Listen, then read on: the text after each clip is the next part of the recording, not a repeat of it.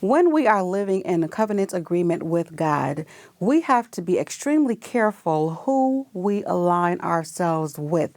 We cannot just try to bring anybody into that covenant that God has established with us. And it is so important for us to always let God lead when it comes to making decisions.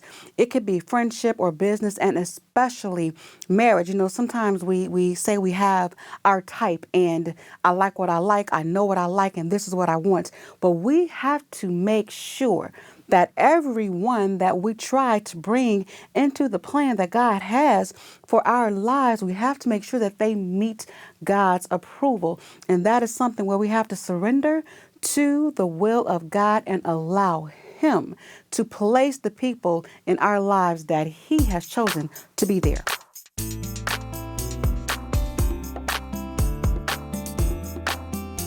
As always, it is such a pleasure to present the Sanctuary Sunday School to you. I am so glad to be here. Thank you for joining us.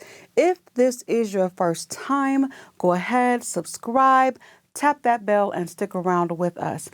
This week's subject is God's choice for Isaac.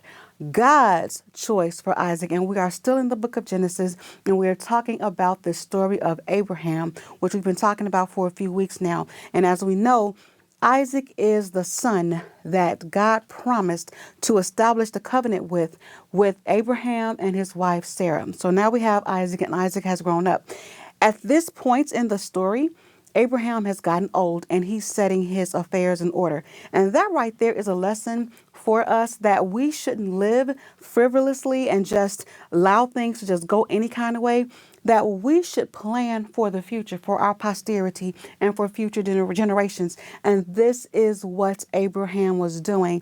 Before he died, he wanted to make sure that everything was in order because God had blessed Abraham. He had land, he had cattle, he had servants, and all of this was going to belong to Isaac. So it was important that Isaac marry the right woman. And back in this day, these marriages were planned. And sometimes we look back and we say that I want to pick my own spouse. But I don't know, back then, the planned marriages worked a little bit more than when we make our own decisions, worked a little bit better than when we make our own decisions. But at any rate, we see that Abraham is selecting a wife for his son.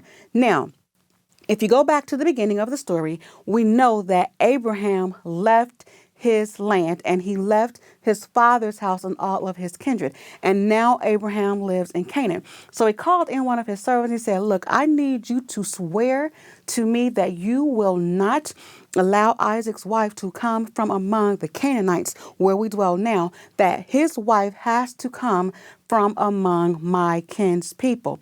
And so the servant, he made this agreement. And I love this servant because he was so faithful and he was so earnest and he was serious about what he was doing and he wanted to get this right. Sometimes when we're in a position of being a servant, we kind of half do it and we don't care. But this is not what this servant did.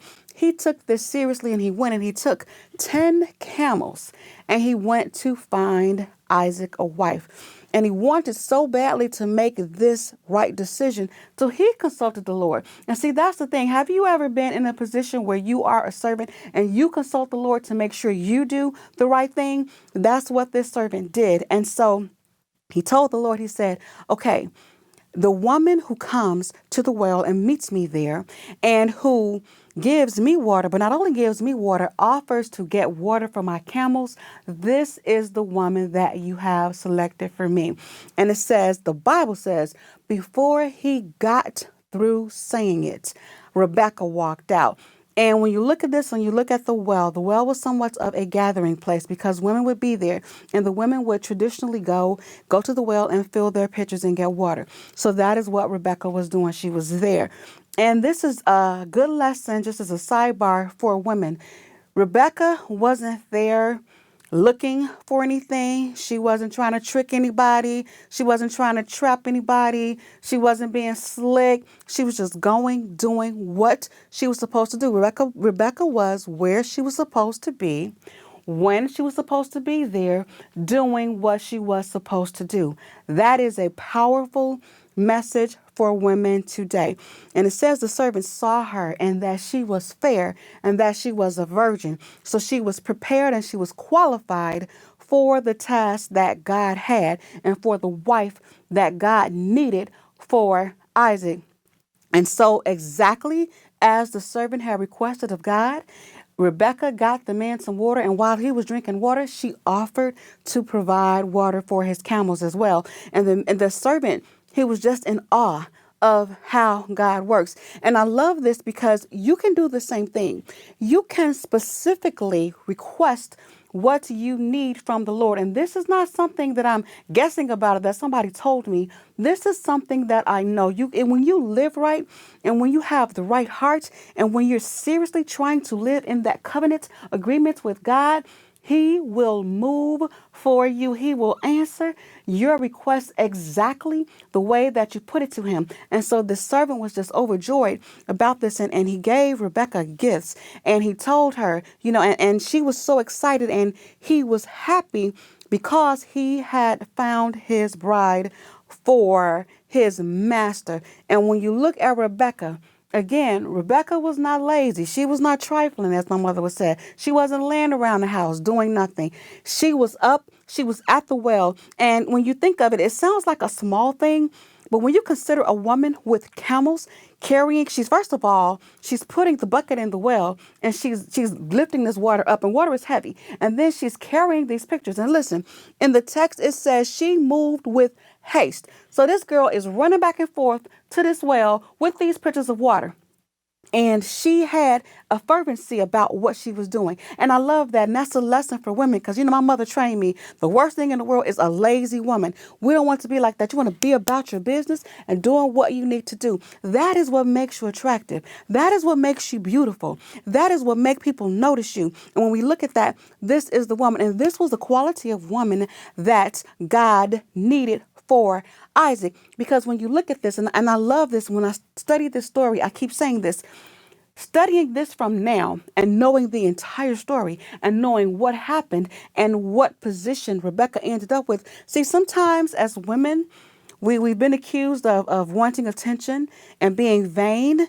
And Rebecca, she was just out there getting water with some camels. That's not very glamorous, but we are still talking about her to this day. Rebecca and Isaac and Abraham, they built a legacy that shaped the entire world.